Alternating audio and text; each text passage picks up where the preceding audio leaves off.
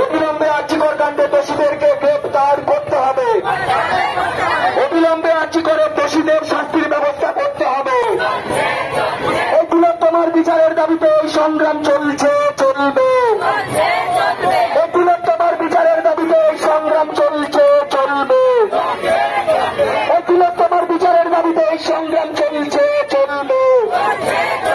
এই তিলোত্তমার বিচারের দাবিতে এই লড়াই চলছে, চলবে। আমার বোনের খুনের বিচার চাই।